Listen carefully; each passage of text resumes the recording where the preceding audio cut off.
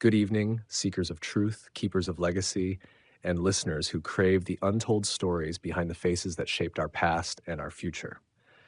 I am the Duke of New York, and you're listening to Faces of History, where we dive deep into the lives of the remarkable, the infamous, and the forgotten. Tonight, we peel back the layers of one of the darkest chapters in American finance, a story of ambition, deception, and ruin. A man who was once lauded as a titan of Wall Street, only to become synonymous with fraud, Bernie Madoff. A tale not just of numbers and lies, but of the human frailties that drive even the brightest minds to betray trust on an epic scale. Tonight, we journey through the rise and fall of Bernie Madoff, from a promising youth to the architect of the largest Ponzi scheme in history. Bernard Lawrence Madoff came into the world on April 29, 1938, in the middle of the Great Depression's lingering shadows, born into a modest Jewish family in Queens, New York. To his parents, Ralph and Sylvia Madoff, Bernie was a promise of a better future, a symbol of what hard work and perseverance might yet deliver for a family clawing its way up the post-war American dream. Ralph Madoff was a plumber and stockbroker, a curious mix that reflected the contradictions that would later echo in his son's life. Some neighbors recalled Ralph as a man always hustling, always chasing the next opportunity.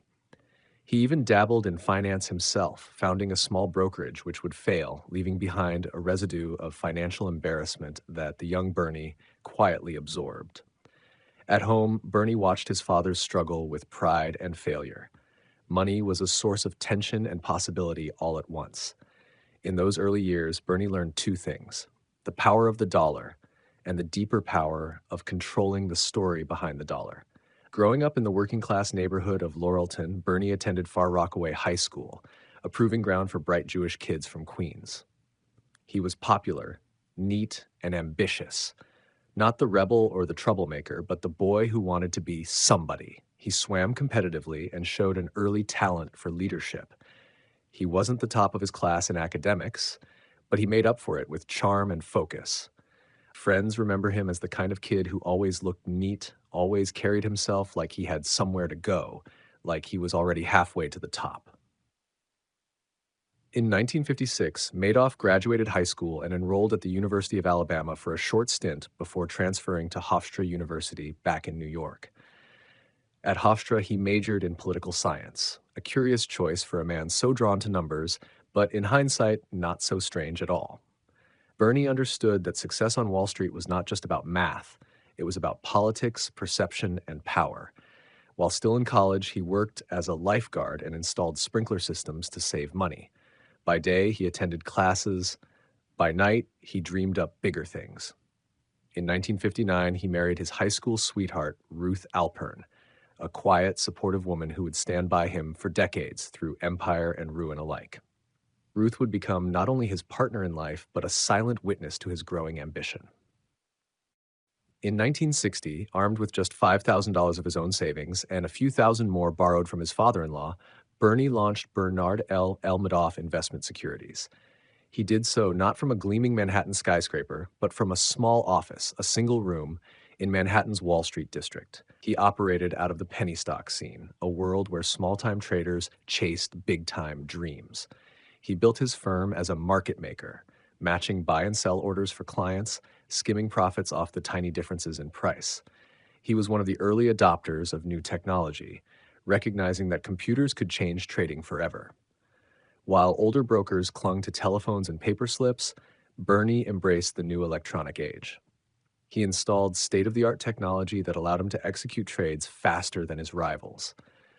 To clients, he seemed like a visionary, a man who could make their money move at the speed of light. Bernie wasn't loud or brash like the brokers shouting across the floor. He cultivated an image of quiet reliability. He wore conservative suits, spoke in a soft, reassuring voice, and built an aura of trust. His success attracted bigger clients, large institutions that appreciated how smoothly his firm could process massive volumes of trades. By the 1980s and early 1990s, Bernard L. Madoff Investment Securities was processing billions in trades every year, one of the largest market-making operations on Wall Street. He sat on prestigious committees. He advised the SEC on trading regulations. And in 1990, 1991, and 1993, he served as chairman of NASDAQ, an astonishing achievement for the son of a failed plumber broker from Queens. On the surface, Bernie Madoff had done it. He was the American dream in pinstripes, self-made, respected, trusted. Other firms envied his calm empire. New brokers lined up to learn from him. Old money families courted him at galas and golf clubs. Charities entrusted him with endowments meant to do good for decades. He lived in a world of seaside mansions, yachts named Bull, a nod to the bull market he rode so expertly, and exclusive country clubs. He was the kind of man whose word carried more weight than any official statement.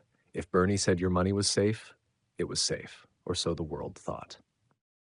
Behind the tailored suits, the quiet voice, and the handshake deals was a truth no one wanted to see.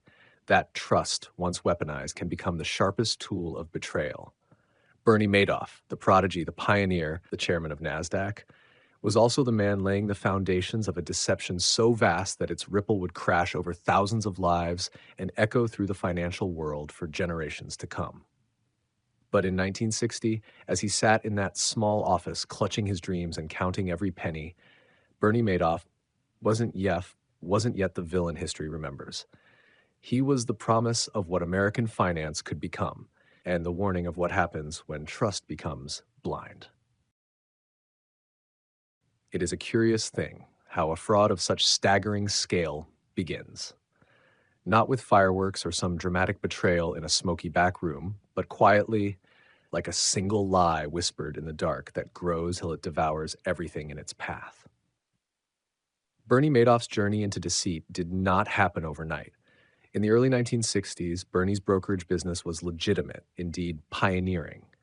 He was among the first to invest heavily in computer technology to automate trades, undercutting rivals who were still scribbling on pads and shouting across crowded floors. He carved out a reputation as a brilliant market maker, flawlessly matching buyers and sellers and taking small commissions that, over millions of trades, added up to a fortune.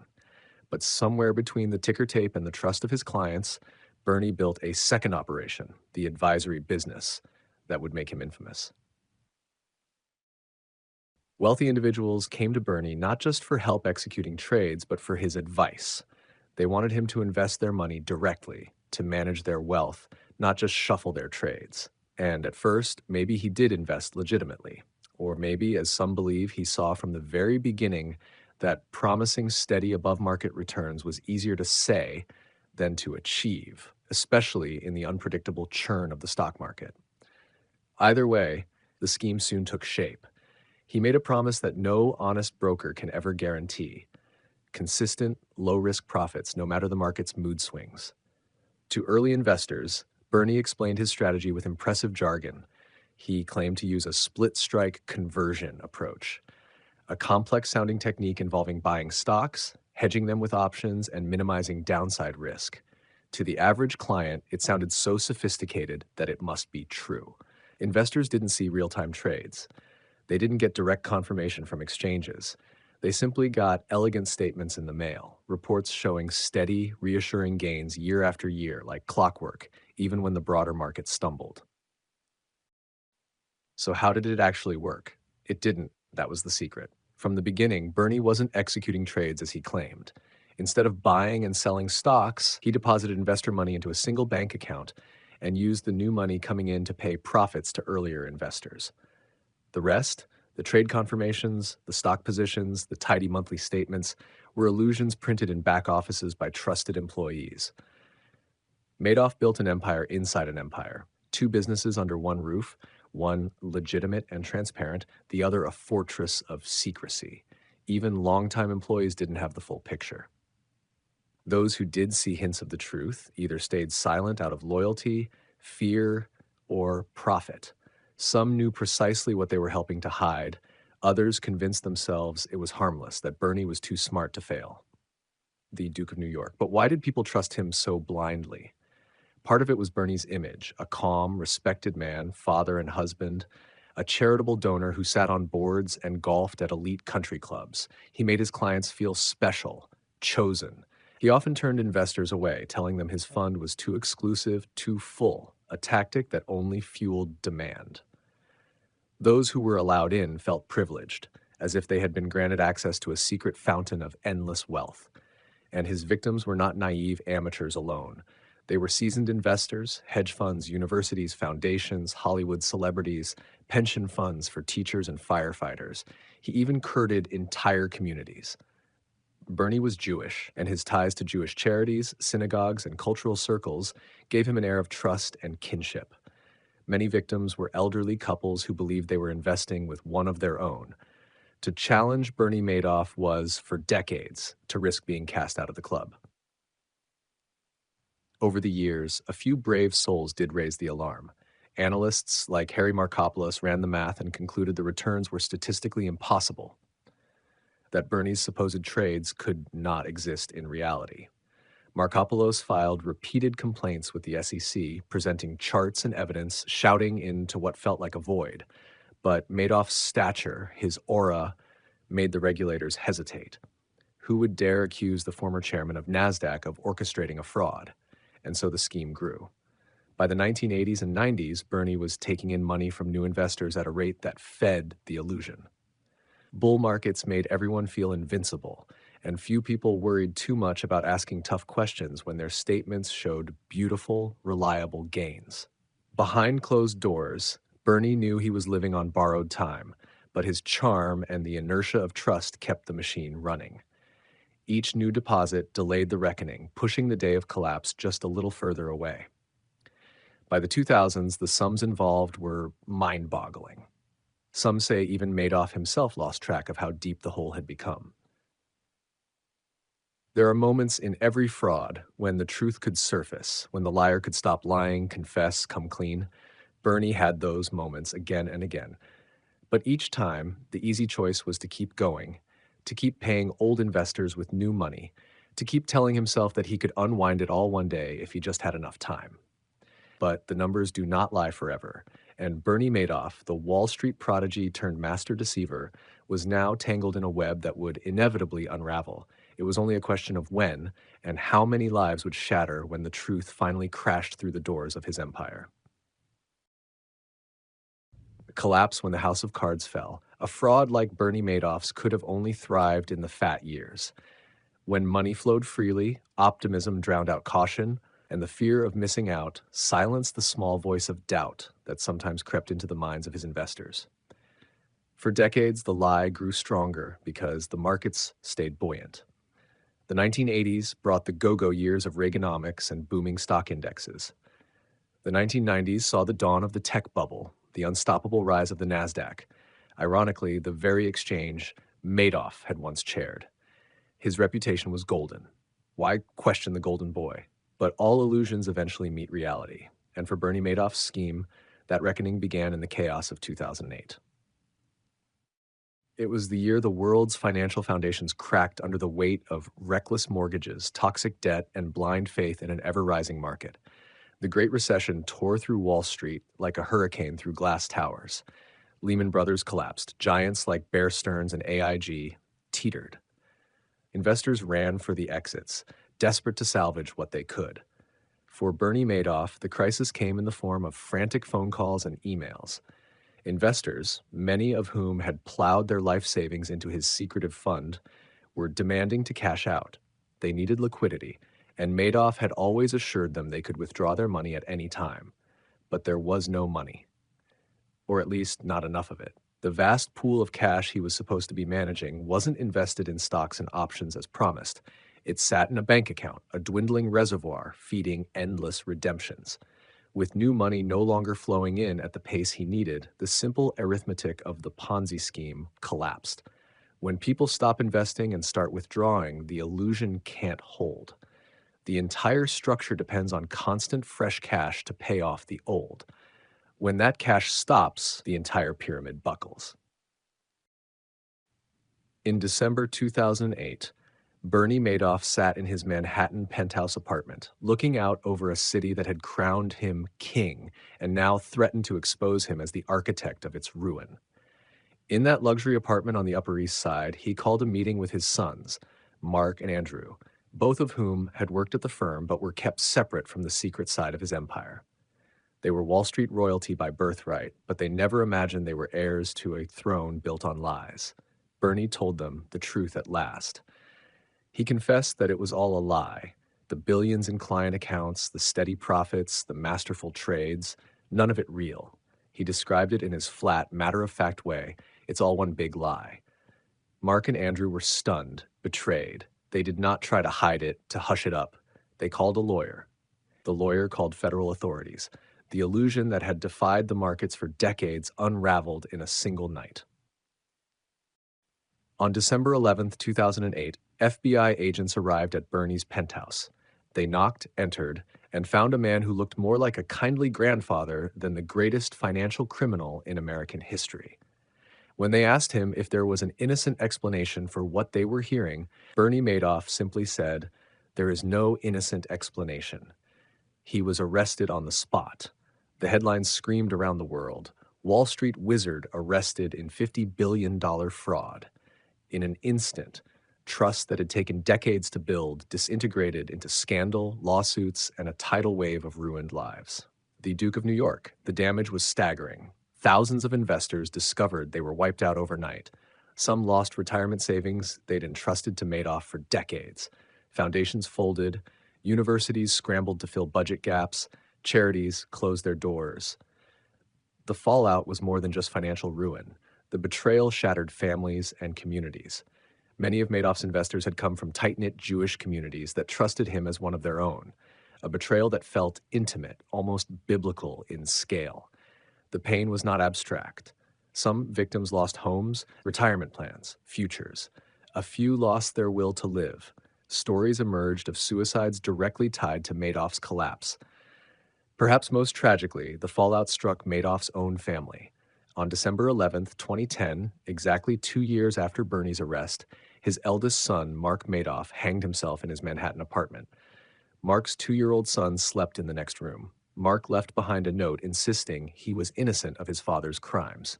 But the weight of the shame, the endless suspicion, and the stain of the Madoff name were more than he could bear.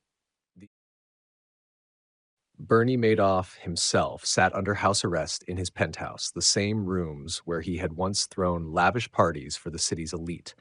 Gone were the compliments, the handshakes, the accolades. Now he was a symbol of everything broken in modern finance. Greed unchecked, oversight asleep at the wheel, blind trust turned lethal. He pleaded guilty in March 2009 to 11 federal felonies: securities fraud, wire fraud, money laundering, perjury, and more. He did not ask for forgiveness. He did not stand trial. He simply stood before the court, admitted it all, and received what he had earned, a sentence of 150 years in prison, a life sentence for a man who had once seemed untouchable. The collapse of Bernie Madoff's empire was not just about the money. It was about the illusion of certainty we crave when we hand our trust to someone else, an illusion that, once shattered, leaves scars that money alone can never heal. And as he sat in a cell, a man who once managed billions, now reduced to a prison uniform and a steel bunk, Bernie Madoff became a living lesson in how quickly the mighty fall when the truth comes calling. A house of cards can stand for decades, but the wind always finds a way in. How does a man become a myth and then a monster? How does a young broker driven by ambition and innovation transform into the architect of the largest Ponzi scheme in history? If Bernie Madoff's story teaches us anything, it's that fraud on this scale doesn't come from ignorance. It comes from something darker, something deeply human, the belief that we are the exception. Some criminals act out of desperation, others out of rage. But Bernie Madoff?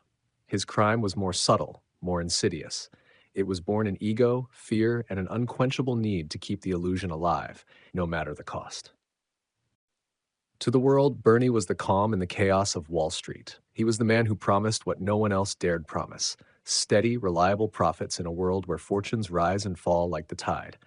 To many, he was a financial messiah. To some, he was a father figure. To regulators, he was a trusted advisor. But behind that gentle smile and tailored suit was a mind balancing two realities: the public image he built so carefully and the private truth he could never escape. He knew he was living a lie, and yet he woke up every morning, put on his cufflinks, rode the elevator to his offices in the Lipstick Building on 3rd Avenue, and pretended to trade millions that never moved.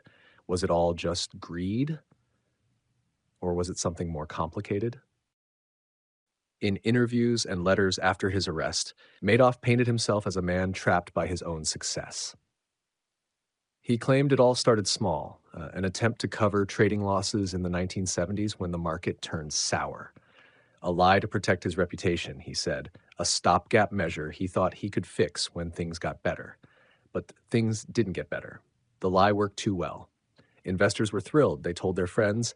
Money poured in faster than he could find real returns. And so the fraud grew, fed by word of mouth, blind faith, and Bernie's own refusal to admit he'd failed. In Bernie's mind, he was not the villain. He saw himself as the man keeping everyone happy, the genius who could juggle the numbers until reality caught up with the promise. He believed, perhaps at first, that he'd unwind the fraud, make the money back legitimately, and set things right. But year after year, the hole grew deeper. The lie became his life's work. What makes his fraud so chilling is how ordinary he seemed. Bernie Madoff wasn't the cliché of a greedy, flamboyant swindler living in reckless excess. Yes, he owned mansions in Manhattan, Palm Beach, Montauk, and the south of France. He owned yachts and flew private when he wanted to. But in the world of billionaires, his life was almost restrained. He wasn't a party animal flashing diamonds and Ferraris. He liked quiet dinners with Ruth, golf games with old friends. He donated millions to charity. He paid for friends' hospital bills and synagogue renovations. He didn't flaunt his wealth the way his Wall Street peers did, and that made him look all the more trustworthy. He projected modesty, decency, the kindly, fatherly figure you'd trust with your life savings, and so they did. Some who knew him well say Bernie had a dark side, a cold, controlling streak that revealed itself behind closed doors. He ruled his firm like a fortress. He divided teams so tightly that employees in one section had no idea what the others were really doing. Even close partners and family members lived in the fog of need to know. His top lieutenants, the handful who did know, became part of the machinery. They helped fake trades, create false statements, forge documents. Some claimed later they feared him, that speaking out would ruin their lives. Others were too busy enjoying the perks to ask what it would all cost in the end. And what about guilt? When Bernie finally confessed, he did so almost casually. He called his crime one big lie. He didn't fight the charges. He didn't ask for leniency. He knew there was no defense. Not really.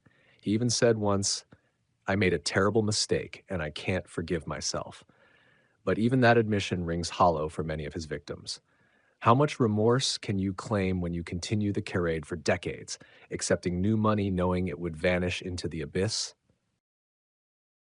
Some who sat with him in prison said Bernie never stopped rationalizing it, that he still framed himself as the misunderstood genius, the fall guy for a corrupt system. He blamed greedy investors for wanting unrealistic returns. He blamed regulators for failing to catch him. He blamed the market for pushing him into a corner. To the end, Madoff held onto a twisted version of the truth that let him sleep at night. Maybe that was the only way he could survive, telling himself that if it hadn't been him, it would have been someone else, that he just gave people what they wanted to believe. And maybe that's the most unsettling truth. Bernie Madoff didn't steal money at gunpoint. He didn't force people to invest. He offered them what they desperately wanted: certainty, safety, and an easy answer to life's hardest financial questions. And so the real lesson here is not just about Bernie Madoff's greed, but about human nature itself. Because behind every great swindle is not just the swindler, but the thousands of hands that reach out willingly, hoping the illusion is real. In the end, Bernie Madoff was just a fraudster. He was a mirror, reflecting back our own hunger for simple answers, our willingness to trust the comfortable lie over the hard truth.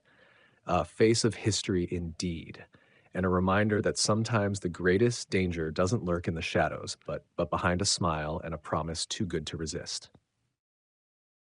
When the final illusion shattered in December 2008, Bernie Madoff's empire of deceit left behind a crater so vast that it swallowed billions of dollars, countless retirements, family legacies, and the last shred of faith many had in the guardians of Wall Street. Overnight, Madoff went from the undisputed wizard of steady returns to the most reviled name in modern finance. But his arrest was only the beginning of a reckoning that would drag on for years, pulling regulators, banks, feeder funds, accountants, and entire families into its undertow. When federal agents arrived at his Manhattan penthouse, Madoff didn't resist. There were no standoffs, no grand denials, just a simple confession. There is no innocent explanation. It was the first honest sentence Bernie had spoken about his fortune in decades, and it opened the floodgates. In the days that followed, federal investigators combed through the paper trails, interrogated employees, and tried to answer a single question. Where had all the money gone? They found the smoking guns scattered across floors of the so-called 17th floor operation, the secretive offices where statements were forged and trades were faked. Madoff's legendary returns turned out to be little more than stacks of forged documents and dusty file cabinets stuffed with lies. In March 2009, Bernie Madoff appeared in a federal courtroom in Lower Manhattan. He wore the same calm expression he'd always worn on trading floors and golf courses, as if he were merely presiding over another client meeting.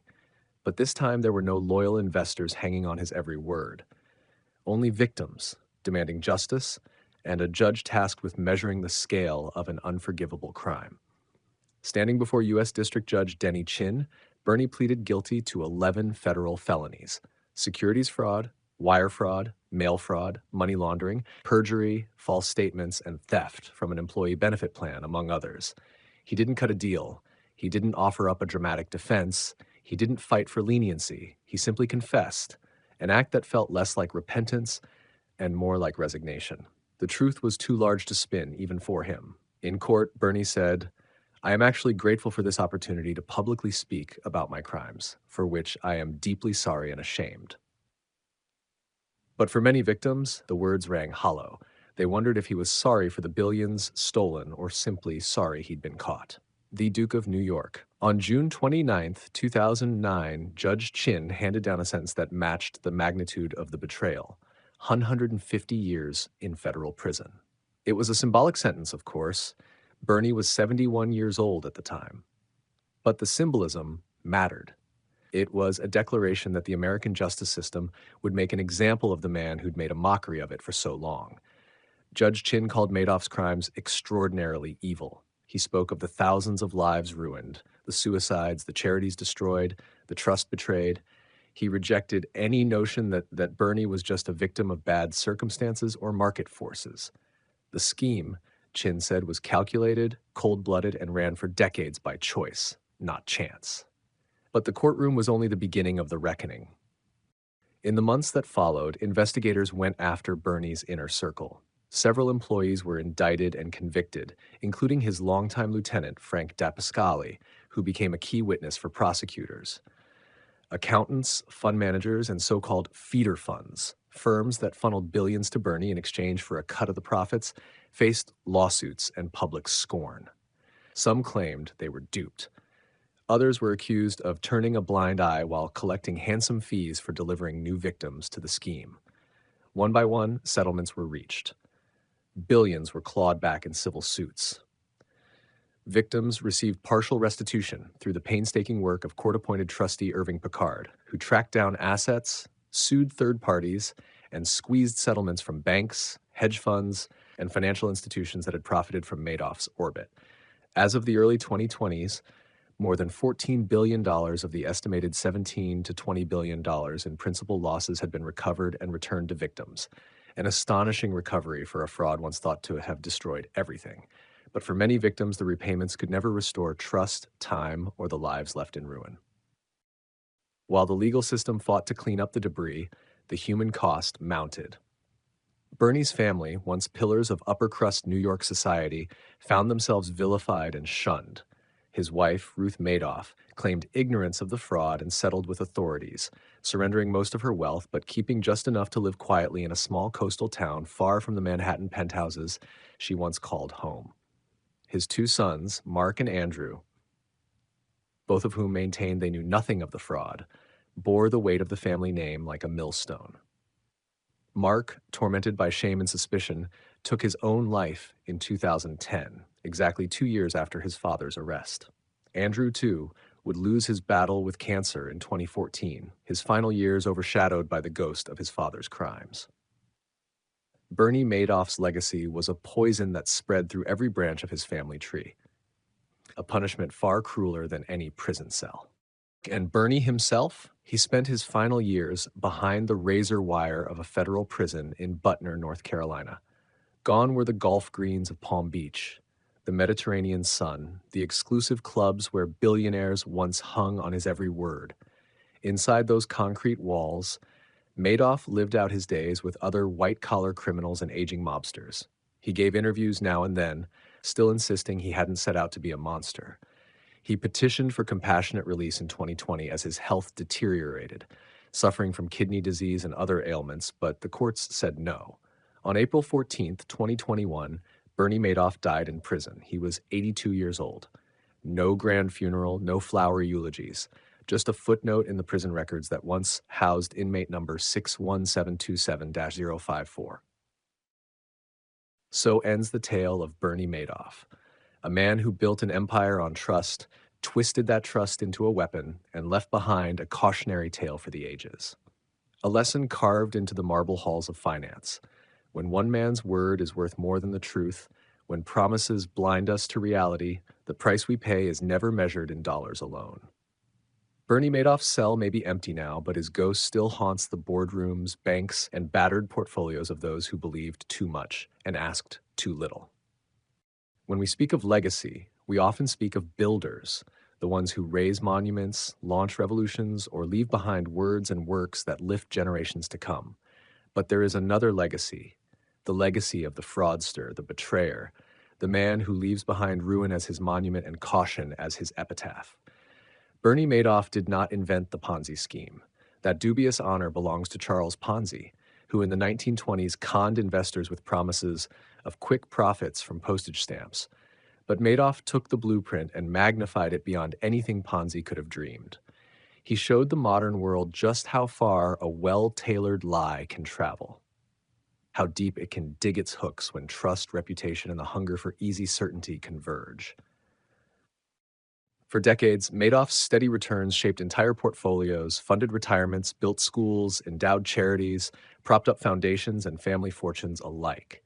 When he fell, he did not just bankrupt individuals, he bankrupted trust itself. Communities that had invested together fractured under the weight of suspicion. Families who thought themselves secure woke up to find they owned only paper illusions. His name became shorthand for betrayal, a name dropped in headlines every time a new fraud was uncovered. The next Madoff, they'd say. And so, ironically, Bernie Madoff became immortal in the one way he surely never intended, as a symbol of the rot that grows when oversight is asleep and greed wears a friendly face. The shock of his collapse forced the world to ask hard questions. How did the regulators fail? How did so many smart people, hedge funds, banks, auditors, not see what was right in front of them? How did so many victims abandon due diligence for the warmth of easy profits and exclusivity? The aftermath rewrote laws, restructured oversight, and gave regulators more tools, at least in theory, to spot the next Bernie before the damage is done. The SEC, humiliated by its blindness, faced congressional grilling and internal overhaul. Financial advisors faced new scrutiny. Investors learned the hard way the price of blind faith. And still, fraud didn't vanish. New Madoffs still emerge. Different names, different tricks, but the same old promise. Trust me, I alone can deliver the returns you crave. For every life he wrecked, there were quiet acts of rebuilding. Retirees forced back to work found new purpose. Communities devastated by lost endowments pulled together to rebuild what was stolen. Families who lost everything taught the next generation to ask the hard questions their parents didn't. The trust shattered by Bernie Madoff became a lesson passed on. No one, no matter how charming, no matter how decorated, is above doubt. No returns are guaranteed. No handshake or exclusive dinner party is proof enough when the numbers defy reason. Bernie Madoff died in prison, but the echoes of his fraud live on in every due diligence checklist. Every skeptical auditor, every cautious investor who remembers that the smoothest lie is the one that feels like exactly what you want to hear. And so when we look at the legacy of Bernie Madoff, We do not look at a man who built, we look at a man who tore down illusions so thoroughly that the wreckage became its own warning. His empire of deceit became a strange kind of gift, a caution carved into the marble walls of banks and investment firms the world over. Trust, but verify. Ask the question everyone else is afraid to ask. When it sounds too good to be true, it probably is. Tonight, we remember Bernie Madoff not to mourn him, but to remember what he cost and what he taught. His story is not just the fall of one man, but a mirror we hold to our own blind spots, our own weaknesses, our own hopes that sometimes cloud our judgment. In the end, Bernie Madoff left behind no towers, no books, no great works, only the cold comfort of a lesson paid for in billions lost and lives upended. The greatest con is the one we want to believe. And history's greatest frauds remind us, in whispers and wreckage, never to forget it. You have been listening to Faces of History with me, the Duke of New York. Tonight, we traced the rise and ruin of Bernie Madoff, a man whose charm and lies cost the world billions, whose betrayal became a brutal lesson carved into the granite of Wall Street. If this story made you pause, if it made you think twice about the power of trust, share it. Pass it on to someone who still believes that too good to be true is just another way of saying, run. And remember, the faces of history are not all heroes. Some wear masks, some wear smiles, and some teach us who we are by showing us what we should never become. Until next time, guard your trust, ask your questions, and never stop seeking the truth. Good night, and stay vigilant.